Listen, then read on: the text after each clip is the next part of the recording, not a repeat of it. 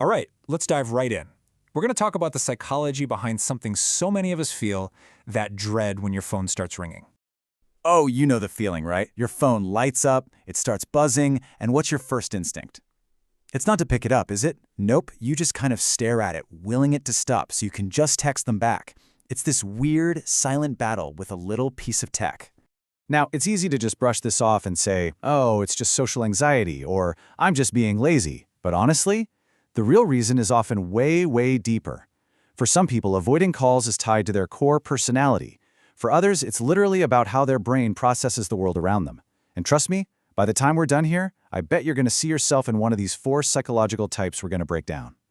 Okay, so let's get into it. First up, we have a type that I think a lot of us are going to recognize. We're calling this one the overstimulated empath. And look, this isn't about hating people or being antisocial, not at all. It's all about managing your own sensory and emotional input. So for an overstimulated empath, letting a call go to voicemail isn't a rejection of the person on the other end. It's actually an act of self-preservation, a way to protect their own mental energy. And this is backed by some real psychology, by the way. A lot of people who can't stand unexpected interruptions have what's known as a highly sensitive nervous system. So what does that mean? Well, think of it this way. Most brains have a filter for all the noise, the lights, the emotions flying around. Yours doesn't. Your brain just absorbs it all, kind of like a sponge. And that's not a flaw or something to fix, it's just literally how you're wired. So what does this feel like in real life? Well, that sudden, jarring sound of a ringtone, for you, it's like an instant energy drain. While some people get a little thrill, a little dopamine hit from a surprise call, you just get overwhelmed, overstimulated. So when you let that call go, you're not being avoidant. You're being a guardian of your own peace. You are actively choosing calm over chaos. All right, let's move on to our second type. This one's a little different. Let's talk about the value speaker. For the value speaker, this is their whole philosophy. Words have weight. Communication is an investment of their time, and more importantly, their energy. It's not for idle chit-chat. It's for real connection, for learning something, for teaching something.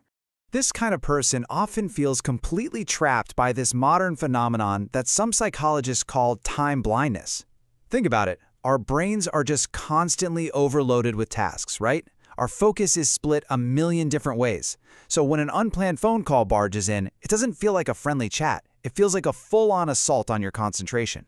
So here's the key thing. This type gets this feeling of value dissonance whenever they're pulled into pointless small talk. It just feels wrong. A ringing phone isn't a friendly invitation to them, it's a demand for their attention. They're fiercely protective of their mental energy, and they want to save it for conversations that actually matter. If it's just fluff, they're out. They'd rather just not pick up. Okay, our third type, this one goes a lot deeper. It comes from a place of real self-protection. Let's talk about the numb survivor. Yeah, this one is heavy. And it's supposed to be. It speaks to a really profound truth, which is that for some of us, peace isn't just something you have. It's something you fought for.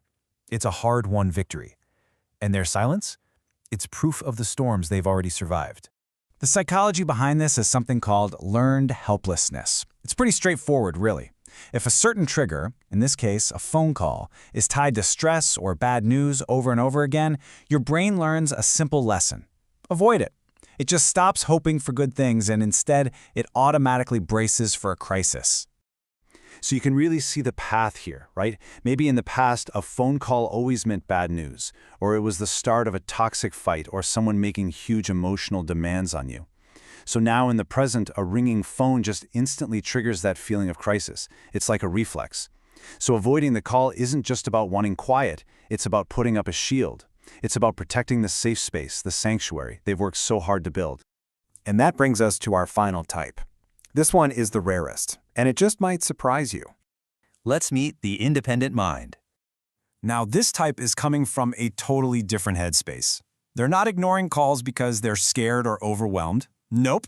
They're doing it out of pure, simple autonomy. Their sense of self-worth has absolutely nothing to do with being available to everyone all the time. This is actually connected to a cool psychological idea called self-determination theory.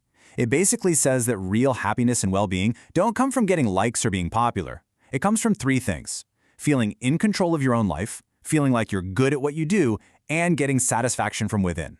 It's all about knowing your own value without needing anyone else to tell you. So what does this look like in practice? Simple. They ignore calls because they can, because they choose to. Their validation comes from inside, not from being needed 24/7. To them, being a mature adult means you get to decide when you're available. They have zero need to jump every time their phone rings just to prove they're important. They already know they are. So we've walked through these 4 very different psychological portraits. Now it's time to turn that question back to you.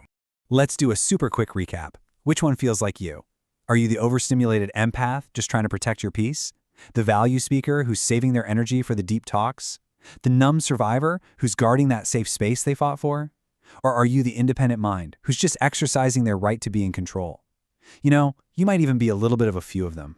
So, the next time you watch your phone ring and you decide to let it go to voicemail, just remember, that's not just a passive moment. It's an active choice. It's an action, and it says something about you. And the only question that really matters is, what is your silence saying?